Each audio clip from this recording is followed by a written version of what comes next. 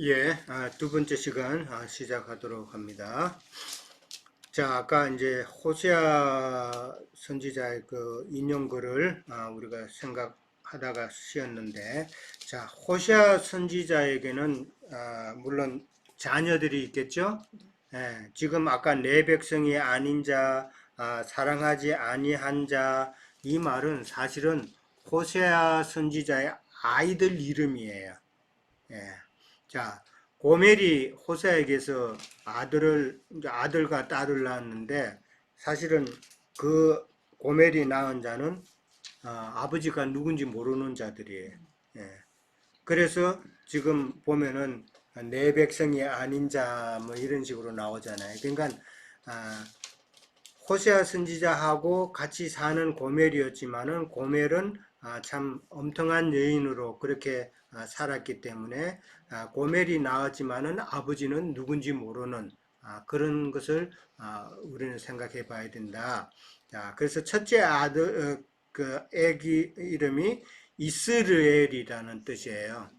이 이름이 참 상당히 그 의미가 안 좋아요. 그러니까 이스라엘이라는 이름의 그 뜻은 이제 의미는 분산된다는 그런 의미예요. 다 흩어진다, 분산된다는 그런 의미인데 이스라엘이라는 거 이건 또 지명도 되거든요. 지명이 되는데 북이스라엘의 그 열 번째 왕 이름이 예후라는 자가 있어요. 그 예후가 반역으로 그 이전 왕 아합 왕조를 몰살시킨 그 지역이 바로 이스라엘이라는 지역이에요.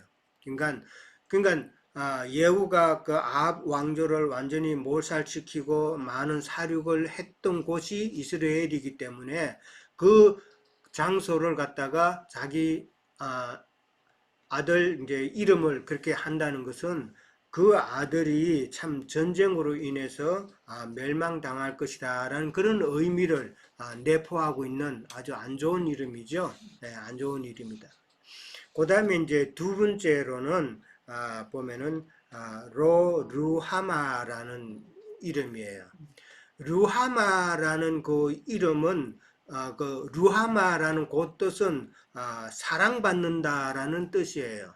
사랑받는다라는 뜻인데 거기에다가 부정 접두어를 붙여가지고 로라는 단어를 붙였어요. 이 로라는 단어는 부정적인 의미거든요. 그러니까 로 루하마라는 말은 사랑받지 못하는 자라는 뜻이죠. 예, 그렇게 이해를 하면 돼. 사랑받지 못한 자다라는 말이에요.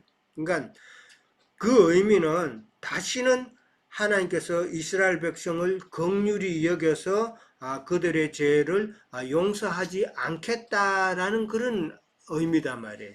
사랑하지 않는다는 건 상당히 참 안 좋은 이름이죠. 예. 그 다음에 이제 또 세 번째 이름이 로암미라는 이름이에요. 이 암미라는 단어는 내 백성이라는 뜻이에요. 내 백성인데 여기도 지금 부정 접두어 로라는 단어가 있기 때문에 내 백성이 아니다라는 그런 의미죠. 이 말은 내 백성이 아니다라는 이 말 속에는 너희가 내 백성이 아닌 것은 또 물론이고 나도 너희의 하나님이 되지 않을 것이다라는 그런 의미다 말이에요. 예. 하나님의 백성, 하나님도 외면한 참 그런 백성이기 때문에 이름이기 때문에 참 엄청나죠. 예. 참 이런 이름을 달고 그 살았다고 한다면은 참 얼마나 힘들었겠어요. 예. 자, 근데 이 사랑받지 못한 자, 내 백성이 아니다고 한 자를 갖다가 하나님께서는 이스라엘을 회복시켜서 참 하나님의 백성으로 그렇게 한다는 것은 오늘날 우리가 볼 때 이방인에게 적용할 때는 하나님께서 하나님의 사랑을 받지 못했던 이방인, 그 다음에 하나님의 백성이 아니었던 이방인을 하나님께서는 때가 되어서 그들을 내 아들로 삼으시겠다라는 그런 이야기죠. 그래서 보면은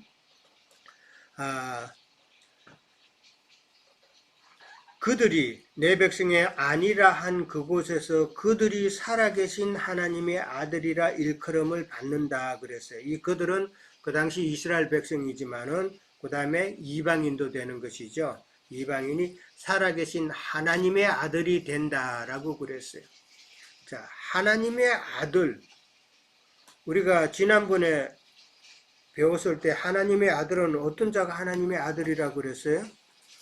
로마서 8장 14절 한번 다시 가볼까요? 로마서 8장 14절에 보면은 무릇 하나님의 영으로 인도함을 받는 사람은 곧 하나님의 아들이다 그랬어요. 이거 참 중요한 말이에요. 우리가 세상 교회에 있으면서도 우리가 예수 믿었기 때문에 교회 생활, 예배당 생활 하기 때문에 우리는 다 하나님의 아들이라는 그런 이야기 많이 들었죠. 목사님들 그런 설교 많이 했죠. 근데 여기서는 지금 로마서 8장 14절에는 뭐라고요? 하나님의 영으로 인도함을 받는 자가 하나님의 아들이라 그랬어요. 이 하나님의 아들의 조건이 하나님의 영으로 인도함을 받는 자, 진리의 그 말씀, 진리의 영으로 인도함을 받는 자, 이 자들이 하나님의 아들이라고 지금 성경은 지금 이야기하고 있단 말이에요. 그냥 예배당에 가서 같이 신앙생활 한다고 다 하나님의 아들은 절대 아니다. 네. 이걸 갖다가 세상 교회에서는 많이 강조를 했잖아요. 네. 그리고 믿는다고 하는 사람들은 그게 또 많이 세뇌가 됐고, 그러다 보니까 종교인으로 그냥 다 어떻게 하면은 온전한 믿음 생활을 해야 되는가, 온전한 그리스도인이 되는가를 깨달아서 한 번쯤 생각도 안 해보고 그냥 그렇게 이야기하니까 다 세뇌가 돼가지고 그렇게 가버린단 말이에요. 참 이게 기독교에서 세뇌시킨다는 게 이게 참 무서운 거예요. 요번에 우리 동생이 여동생도 왔고 그 다음에 저 동부에 있는 남동생이 또 왔다가 갔어요. 남동생은 목사예요. 목사. 세상교계 목사인데, 그러니까 우리가 이 신앙생활 하고 나서 참 관계가 껄끄러워.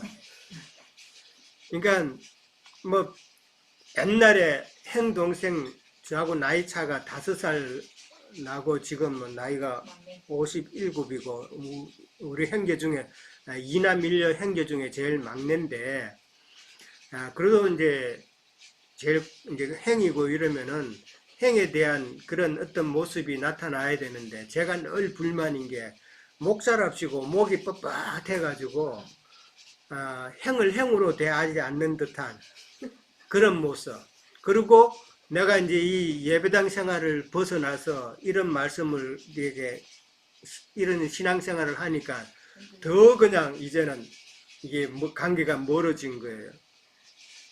그래서 지난번에 왔을 때도 이야기 좀 하다가 서로 그냥 싸움이 날 것 같아서 그냥 안 하고 그랬는데, 요번에는 이제 가면서 또 가길래 이제 우리 그 마태복음하고 그 계시록하고 책을 갖다가 이제 2권을 일단 줬어요. 주면서 행이 어떤 신앙생활을 하고 있는가, 이 책을 네가 읽어보면 그나마 좀 알 거다, 이해할 거다라고 그렇게 이야기를 했어요. 그러니까 동생이 하는 말이, 교회를 반대하면은 그거는 무조건 잘못된 거 아니냐, 이렇게 이야기하더라고요. 교회를 반대하는 건 아니지. 그러니까 내가 지금 교회를 반대하는 건 아니다. 예수님께서 세우신 교회를 내가 왜 반대하느냐. 교회를 반대하는 게 아니라 나는 교회에 잘못된 것을 나는 지금 지적하고 있는 거다. 그러니까 어떤 게 잘못됐냐. 그러니까 뭐 신학적으로, 막 교류적으로, 아니면 시스템적으로 뭐가 잘못됐냐는 거예요. 난 전부 다다 그랬어요. 전부 다죠, 정말.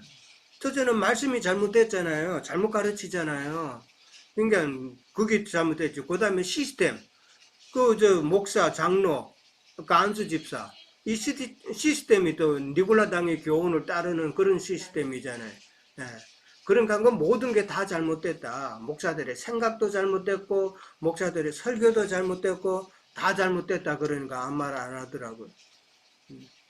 왜냐하면은, 요번에 왔을 때 그 매제가 여동생 남편이 또 그런 방향으로 또 많이 꾸지람이 했는가 봐. 이게 지도 들은 게 있으니까 좀 아무 말은 안 하던데 일단은 이제 원하기는 그 책을 읽어보고 형님이 이상한 데 빠진 게 아니라 정말 신앙생활을 제대로 하고자 하는 그런 모임이구나라는 것을 좀 이해했으면 하는 바람이죠. 그래야 뭔가 앞으로도 말이 통할 거 아니에요. 지금은 전혀 말이 안 통해. 이 동생이 뭐 어릴 때부터 좀 뻣뻣한 그런 건 있었어요. 너무 FM이라 너무 그냥 FM대로 그냥 행동하는 그런 동생이기 때문에 거기다가 이제 신학한다고 전도사 생활부터 그냥 목이 뻣뻣해가지고 그냥 자세도 그냥 안 걸어요. 가방 옆에 딱 두고 똑바로 딱 긋는 그런 스타일이에요. 얼마나 힘들겠어요. 예. 학교 다닐 때 이게 가방 아무렇게나 이렇게 뭐 몸을 흐느적거리면 가는데 이 동생은 안 그래요. 가방 딱 들고 그냥 어깨 딱 펴고 그냥 딱 가는 그런 스타일이에요. 그러니까 힘들죠. 말에 엉뚱한 들어갔는데 그만큼 세상 교계의 진리를 알지 못하고 세뇌되는 그런 모습이 무섭다라는 것이죠. 한번 그렇게 세뇌되면은 말이 잘 안 통해요. 예, 정말 힘들어요. 요번에 여동생네도 참 말씀을 전한다고 많이 했는데 여동생네도 어떻게 보면은 세상 종교인이거든요. 예, 나름대로 세상 교계가 잘못됐다는 거는 뭐 깨닫지만은 그러나 여전히 세상 종교인으로 딱 굳어져 있기 때문에 이 말을 전하는 게 참 어려워요. 예. 자, 그만큼 우리는 신앙생활 하면서 하나님의 진리의 말씀을 깨달아가는 그 과정이 얼마나 중요한가를 이야기하고자 한 거예요. 종교인 되고 세뇌가 되는 그런 생활을 하면 안 된다라는 것이죠. 자, 살아계신 하나님의 아들로 일컫는 그런 모든 자들이 되어야 됩니다. 그러니까 하나님의 진리의 영으로 인도받는 자만이 그렇게 된다. 세상 교계에서는 전혀 진리의 영과는 상관없는 신앙생활을 하면서 하나님의 아들이라고 그렇게 스스로 세뇌되고 자부하는 그런 모습은 정말 하나님 보시기에는 답답한 엄탕한 고멜과 같은 그러한 존재들이다라는 것이죠. 자, 27절에 갑니다. 또 이사야가 이스라엘에 관하여 외치되 이제 이사야 10장 22절을 인용하는 그런 내용이죠. 10장 22절 23절을 인용하는 내용인데 이스라엘 자손들의 수가 비록 바다의 모래 같을지라도 남은 자만 구원을 받는다라고 그랬어요. 남은 자만 구원을 받는다. 자, 이사야서에 나오는 이 남은 자라는 말은 이사야서에서 지금 말하는 이 이스라엘은 북이스라엘이에요. 북이스라엘은 우리가 알다시피 누구에게 침략을 당했어요? 아수르에게 당했죠. 예, 북이스라엘은 아수르에게 침공을 당해서 멸망을 받았어요. 근데 그 남유다도 이제 바벨론도 마찬가지지만은 그 나라의 유능한 인자를 다 데리고 가죠. 예, 자기 나라로 다 데리고 간단 말이에요. 그 사람들은 데리고 감을 당하는 사람들은 그러니까 포로된 자들은 어떤 사람만 데리고 가겠어요? 다 똑똑한 사람, 예, 나름대로 스스로 안다고 하는 똑똑한 사람들, 그 다음에 상류층에 있는 사람들, 이런 사람들을 다 데리고 가겠죠. 그렇죠?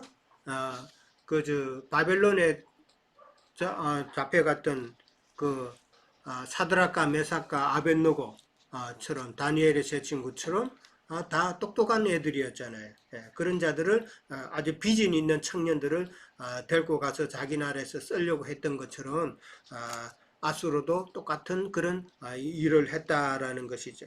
그런데 남은 자가 있다라는 것이죠. 남은 자는 어떠한 자들? 비천한 자들이단 말이에요. 비천한 자. 그러니까 데리고 가봤자 괜히 자기 나라 양식만 축낼 사람들은 안 데리고 가죠. 비천한 자들이단 말이에요. 근데 영적으로 보면은 이러한 자들은 어떤 자들? 예수님의 증거를 가진 자들이다라고 했어요. 예수님 당시에 비천한 자가 누구예요? 예수님 당시에 비천한 자, 예루살렘 성에도 못 들어가고 쫓겨난 자들이죠. 과와 가부와 창녀와 세리들과 이런 자들이단 말이에요. 근데 예수님의 말씀이 누구에게 임했어요? 그들에게 임했단 말이에요. 그러니까 남은 자라는 말은 비천한 자들이고 참 그런 자들이지만은 그런 자들에게 예수님의 말씀이 임했기 때문에 그들은 예수님의 증거를 가진 자들이다라는 그런 의미단 말이에요. 그런 자들이 구원을 받는다라는 것이죠. 그러니까 이 말은 유대인들은 유대인이라는 그 이유 하나만으로 자기네들은 선민이기 때문에 다 하나님 나라에 들어간다라고 믿었죠. 그렇게 믿었었단 말이에요. 그런데 이 남은 자만 구원을 받는다라는 이 말은 이제는 유대인이라는 그 이유만으로 너가 다 하나님의 나라 백성이 된다는 그건 아니다라는 이야기단 말이에요. 결국은. 그러니까 남은 자라는 말은 조금 전에도 이야기했지만은 믿음으로 참 예수님 당시에 예수님의 그 말씀을 가졌다는 자들이 남은 자였던 것처럼 그런 식으로 되어야 된다라는 것이죠. 그러니까 유대인 중에서도 결국은 믿음의 의를 가지고 참 예수님의 말씀을 가진 자들이 된다. 그 자들이 유대인 가운데서도 남은 자들이 또 되는 것이죠. 이 남은 자들은 이게 그루터기라 그러잖아요. 매 세대마다 남은 자가 있는 것이고 그 자들을 통해서 또한 하나님의 말씀이 복음의 씨가 또 전달이 되고 하는, 그러니까 이 남은 자를 두시는 하나님의 그 경륜을 우리는 생각해 봐야 되는 거예요. 자, 근데 그 남은 자들은 어떻게 보면은 참 편하게 이 세상에서 보면은 편하게 산 사람들이 아니죠. 많은 연단을 거쳤고 참 어려움의 시간을 가진 자들이다라는 것이죠. 세리와 고아와 가부 이런 자들 다 많은 그런 어려운 시간들을 거친 자들이다. 이 말은 우리의 신앙생활에 있어서도 그런 과정을 거쳐야만이 참 우리가 온전한 그런 믿음의 길을 갈 수 있다. 영적으로도 건강해야 된다. 우리가 뭐 지난 어제 토요일 날 우리는 뭐 토요일 산에 늘 가니까 가면은 마지막에 참 힘든 구간이 있잖아요. 힘든 구간에 가면 참 힘들죠. 헥헥거리고 다리도 아프고 그러는데 그럴 때마다 그런데도 왜 계속 올라가요? 몸의 건강을 위해서 올라가잖아요. 마찬가지로 우리의 영의 건강을 위해서도 하나님께서는 그 힘든 과정의 길을 다 또 만들어 놓으셨다라는 것을 우리는 다 이해를 하셔야 됩니다. 그 과정을 거쳐야 우리는 영적으로 더 건강하고 어떠한 시련이 와도 감당할 수 있다라는 것이죠. 자, 그 다음에 29절에 가면은 또한 이사야가 미리 말한 바 또 인용이 나오죠. 이거는 이사야 1장 9절에서 나오는 내용이에요. 만일 만군의 주께서 우리에게 씨를 남겨두지 아니하셨더라면 우리가 소돔과 같이 되고 고모라와 같이 같았으리로다 라고 그럽니다. 자, 소돔과 고모라는 상징적인 의미로 어떤 의미예요? 소돔과 고모라라는 곳은 영적 소돔과 고모라를 우리는 생각해야 되죠. 영적 소돔과 고모라는 그러니까 예수님 당시에 어디를 두고 하는 이야기예요? 유대교 체제단 말이에요. 예루살렘 성이단 말이에요. 유대인들은 예루살렘 성에만 있어가지고 자기들이 하나님을 섬긴다고 그렇게 했잖아요. 그러니까 영적 소돔과 고모라 성이 예수님 당시에는 예루살렘 성, 유대인의 체제를 두고 하는 말이다. 그 영적 소돔과 고모라는 그러면은 오늘날에는 어디라는 이야기예요? 오늘날에는 기독 체계다. 종교 체제 안에 있는 자들이단 말이에요. 참 이런 비밀은 참 함부로 말하기도 사실은 어렵죠. 친구들한테 예배당 다니는 친구들한테 야 너 지금 소돔과 고모라성이야 거기서 나와 그러면은 이 미친놈이네 이런 식으로 이야기하죠. 그런데 그런 우리는 미친 게 아니잖아요. 네, 어, 진치가 바울이 뭐라 그랬어요? 예. 미쳤다. 바울 보고 사람들은 미쳤다 그랬죠? 네, 아, 예수님도 미쳤다는 소리 들었어요. 누구한테? 네, 자기 집안 식구한테 미쳤다 그랬어요. 근데 미친 게 아니잖아요. 바울이 뭐라고 했어요? 내가 이제는 온전하게 되어서 온전한 정신으로 하나님의 말씀을 전한다 그랬잖아요. 옛날에 바른 옳다고 생각했던 그때가 내가 사실은 미쳤던 데다. 그거 이야기잖아요. 네. 오늘날 믿는 자들도 다 마찬가지예요. 자기 나름대로는 경건하게 신앙생활하고 참 세상 사람과는 다르고 참 온전함을 추구해서 내 성질도 좀 죽이고 참 내 의를 세우면서 그렇게 나간다고 생각하는 것이 자기네들이 지금 잘한다고 생각하죠. 네. 그러나 결과적으로는 그 반대의 길을 가고 있다. 네. 다 그들은 나름대로 종교성을 가지고 종교생활을 하고 있다. 내가 늘 이야기하는 것이지만은 성경은 늘 이야기하지만은 뭐를 제일 싫어해요? 종교인으로 하나님을 섬기는 걸 성경은 제일 싫어하신다. 예. 하나님은 절대 그런 거를 인간에게서 나오는 어떠한 거, 그 인간에게서 나오는 그 모든 것은 다 종교잖아요. 불교도 그렇고 이슬람교도 그렇고 인간에게서 나오는 그 선함, 그걸 가지고 자꾸 발전시키고 체계화시키는 것이 다 종교잖아요. 기독교도 그런 종교가 되어서는 안 된다라는 것이 성경이다라는 것이죠. 자, 그 영적 소돔과 고모라에 대해서는 우리가 잘 이해를 해야 돼요. 영적 소돔과 고모라성의 특징은 뭐예요? 남자가 남자로 더불어 우리가 배웠죠?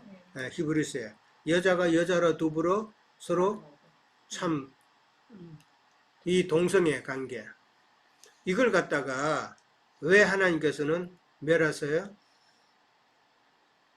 왜 하나님께서 지금 오늘날 세상 교계는 이걸 갖다가 자기네들이 진짜 뭐 동성애 그 뭐 사람과의 관계를 갖다가 해서 뭐 이거는 물론 안 되죠. 내가 지금 요즘 많이 시끄러운데 이 남자가 남자로 더불어 여자가 여자로 더불어 행음하는 것은 이거는 절대 생명을 낳을 수 없는 관계라는 거예요. 절대 생명이 안 되는 관계. 그러니까 세상 교계에서도 말씀을 전하는 게에서도 이 생명으로 나아져야 되는데 이 생명이 나아지지 않는 세상 교계에서 목사들의 설교 가르침 이것이 다 지금 동성애하고 똑같다 이 이야기예요. 예. 세상 교계 진리를 알지 못하는 자가 특히 뭐 여자 목사가 또 나와서 또 뭐 설교하고 이건 다 생명의 관계 그들의 설교를 통해서 그들의 말하는 것은 다 생명을 낳을 수 없는 생명 관계가 이루어지지 않는 설교다라는 그 이야기잖아요. 자, 참 문제가 많아요. 요즘은 오늘 뭐 보니까 이스라엘이 또 전쟁을 지금 공식적으로 시작을 했잖아요. 지금 뭐 몇천 명이 그냥 순식간에 나라가 이제 죽고 뭐 사상당하고 북쪽에는 레바논이 이스라엘을 치고 그 다음에는 이쪽에는 하마스가 또 남쪽에서는 이스라엘을 치고 그러니까 뭐 이스라엘이 공식적으로 이제 전쟁을 딱 선언해 버렸어요. 그러면서 또 미국도 이제 또 이스라엘을 지원한다고 공식적으로 선언을 해버렸고 지금 소련하고 지금 우크라이나 이렇게 전쟁이 지지부진하고 있고 이런 상황에서 또 어디 다른 데는 또 지진이 일어나가지고 지금 몇천 명이 그냥 죽었다고 그러는데 하루 요 며칠 사이에 상당히 참 어수선한 세계 정사가 돼버렸어요. 참 이제는 정말 마지막 때가 다 됐구나. 마지막에 진짜 저들이 만들어 놓은 핵무기가 쓸 날이 곧 임하지 않았나 하는 그런 참 두려움도 참 어떻게 보면 염려스러움도 우리는 다 가지게 되죠. 자, 그럴 때 마지막 우리는 이 세계가 하나님 말씀대로 이제 영원히 지속될 거라는 그런 생각은 안 하잖아요. 여호와 증인들처럼 이 땅에서 천국이 이루어진다. 그거는 아니잖아요. 예.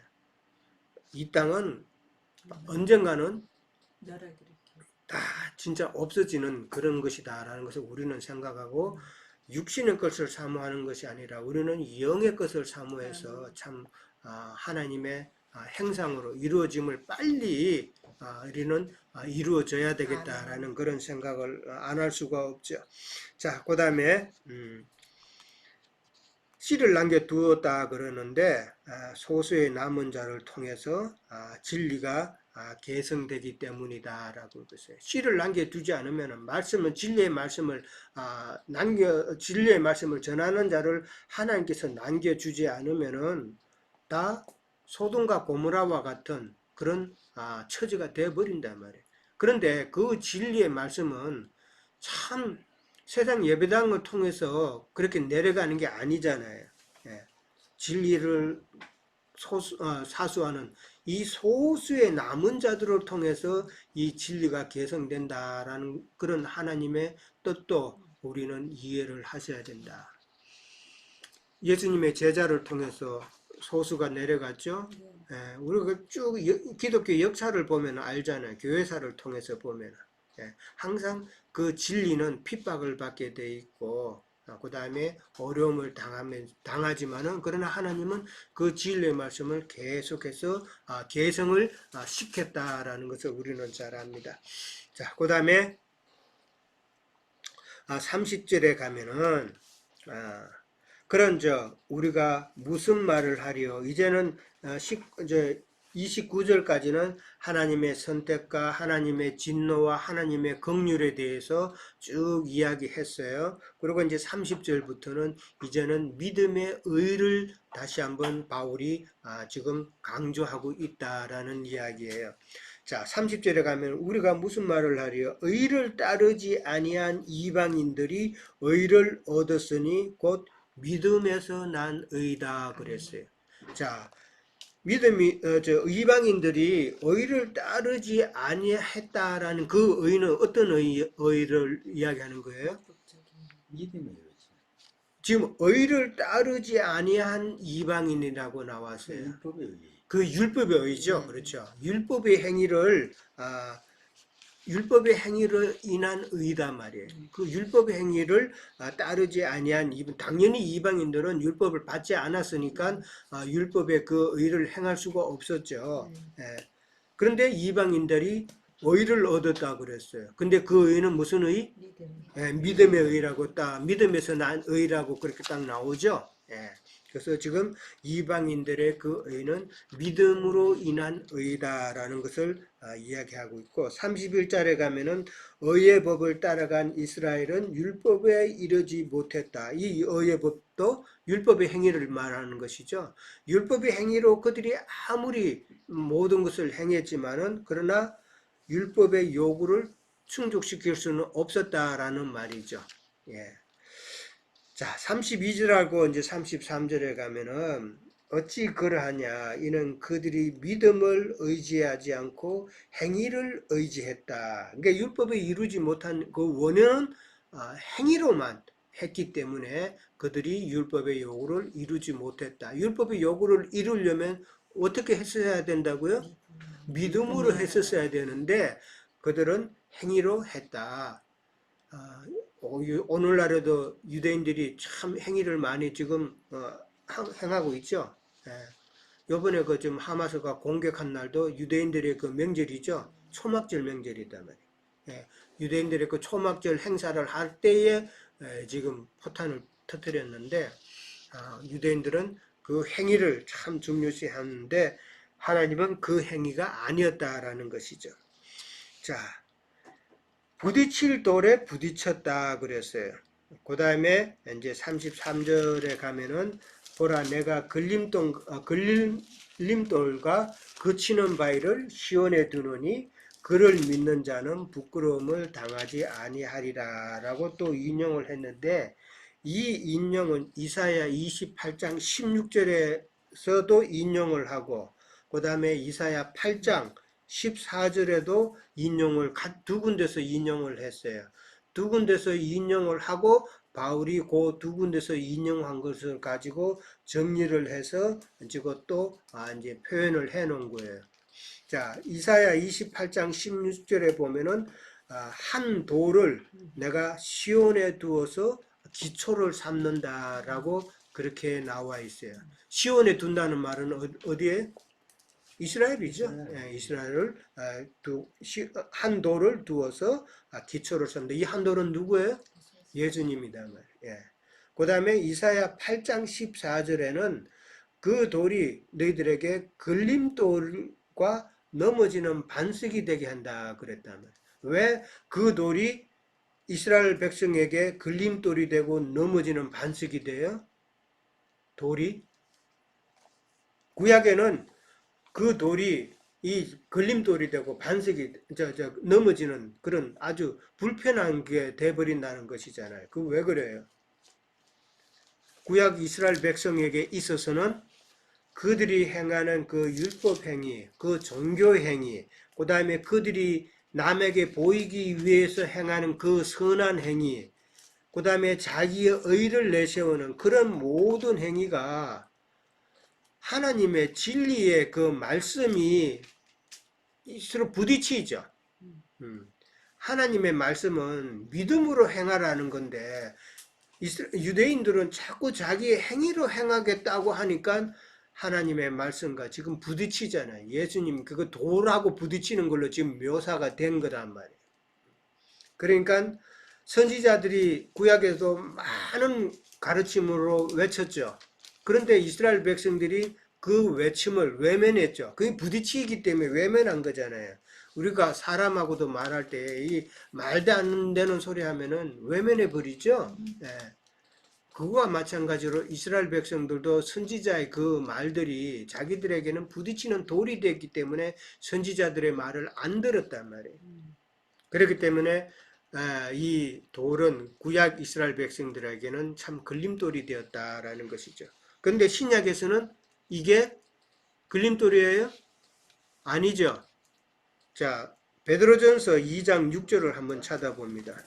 베드로전서 2장 6절.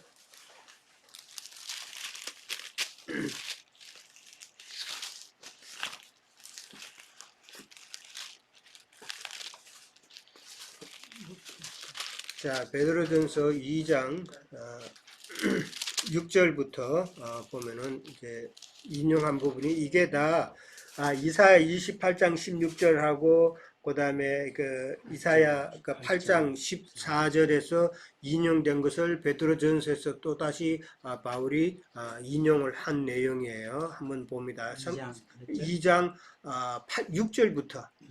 6절부터 8절까지 다 같이 읽습니다. 성경에 기록되었으되 보라 내가 택한 보배로운 모퉁이 돌을 시온에 두노니 그를 믿는 자는 부끄러움을 당하지 아니하리라 하였으니 그러므로 믿는 너희에게는 보배이나 믿지 아니하는 자에게는 건축자들이 버린 그 돌이 모퉁이의 머릿돌이 되고 또한 부딪히는 돌과 걸려 넘어지게 하는 바위가 되었다. 그렇게 나왔어요. 자, 모퉁이 돌이 나왔어요. 이 모퉁이 돌은 참 기초돌이죠. 예. 누구를 두고 하는 이야기예요? 예수님이라는. 예. 모퉁이 돌이 믿는 자에게는 뭐가 된다고요? 보배가 된다죠. 보배. 예, 보배가 되지만은 안 믿는 자들은 뭐가 된다고요? 건축자들이 써다가 이건 쓸모없는 거네 하면서 버린 돌과 같이 된다라는 그 이야기잖아요. 그러니까 안 믿는 자에게는 그 모퉁이 돌이 참 건축자들이 써다가 버린 돌에 불과하지만은 그러나 모퉁이 돌이 되며 안 믿는 자에게는 참 안 믿는 유대인들에게는 이게 참 바드가 되는 넘어지게 하는 그런 돌이다라는 그 내용이잖아요. 자, 근데 우리에게는 이 보배라고 그랬어요. 이 모퉁이 돌이 예수님이라 그러지만은 예수님의 말씀이잖아요. 네. 지금 영으로 오신 그 진리의 영으로 오신 그 말씀이 우리에게 지금 모퉁이 되어 돌이 되어 가지고 우리를 지금 굳건히 세우시는 것이잖아요. 이 모퉁이 돌이라는 것은 양쪽을 잇는 역할이잖아요. 이방인과 유대인을 잇는 그런 모퉁이 돌이다라는 것이죠. 그 의미를 잘 이해를 하셔야 되고 참 바울은 구약의 유대인들에게는 참 걸그치는 그런 방해가 되는 돌이었지만은 이 돌이 우리에게 믿는 우리에게는 참 보배가 되어 가지고 참 귀한 돌이다라는 것이죠. 그러니까 유대인이든 이방인이든 누구를 막론하고 예수 그리스도 안에서 믿음의 의를 이루는 자는 부끄러움을 당치 않는다. 방금 베드로전서 2장 6절에 나왔죠. 예수를 믿는 자는 부끄러움을 당하지 않는다. 그렇게 나왔어요. 이 말은 세상 교계에서는 믿으면은 다 나는 뭐 구원 열차 타고 선당 간다라고 그렇게 이야기를 하죠. 우리가 어릴 때 제가 한국의 대학부 생활할 때에 주일학교 애들을 가르칠 때 부르던 노래가 갑자기 기억나요. 나는 구원 열차 올라타고서 하늘나라 간다네. 나는 그런 노래가 있었어요. 애들한테 참 많이 불렀던 건데 구원 열차라고 그랬어요. 그냥 예배당 안에만 들어오면 다 우리는 구원 열차 탔다라는 그런 이야기인데 참 지금 애들하고 그런 노래를 얼마나 많이 불렀는지 지금 생각하면 참 하나님 앞에 부끄럽죠? 구원 열차 타고 간다는 말은 참 예수 그리스도 안에서 하나님의 영으로 인도함을 받아서 참 믿음의 의를 이룬 자만이 그 믿음의 그 구원의 열차를 타는 건데 이게 참 잘못됐기 때문에 이제 거기서는 뭐 하는 거예요, 이제는. 이 말씀을 연구하고 이게 깨닫고 나가는 그 과정은 없고 그저 예배당 안에서 이제 봉사하고 헌금 많이 하고 어디 선교 많이 가고 그다음에 무슨 행사가 있으면 그 행사에 다 뭐 일을 같이 하고 그렇게 하면은 천국 간다는 그런 잘못된 생각. 이게 다 종교라고 그랬잖아요. 예. 부끄러움을 당하지 않으려면은 그런 과정에서 벗어나야 되잖아요. 예. 그런 과정은 우리가 늘 이야기했지만은 넉넉히 이기는 그런 구원을 받아야 되잖아요. 예. 그 부끄러운 구원이라는 것은 참 이 겨우 영만 구원받은 상황이단 말이에요. 전혀 혼의 구원이라는 것은 전혀 뭐 말도 듣지 못한 그런 사람들. 이건 다 하나님의 징벌을 받아서 바깥 어두움에 버려둘 수밖에 없는 그런 징벌을 당할 수밖에 없는 자들이다. 그런 이야기죠. 상급 문제를 우리는 잘 생각해야 됩니다. 예. 그냥 영만 구원받은 자들은 상급이 없어요. 구원받은 그거는 상급이 아니에요. 예. 그거는 하나님의 은혜요. 하나님의 선물이라 그랬어요. 예, 바울이 내가 상 받는 거에 달려간다 그런 말은 혼의 구원을 강조한 이야기예요.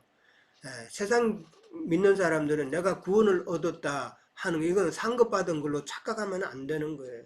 그 구원은 은혜요, 선물이지 그거는 상급이 아니다. 상급은 혼의 구원을 이루가는 자에게만은 주어지는 것이 하나님의 상급이다라는 것을 우리는 반드시 잘 이해하고 예수 그리스도만이 모퉁이 돌이 되고 참 구원의 반석이다라는 것을 강조하고 있다라는 것입니다. 자, 오늘은 여기까지 하고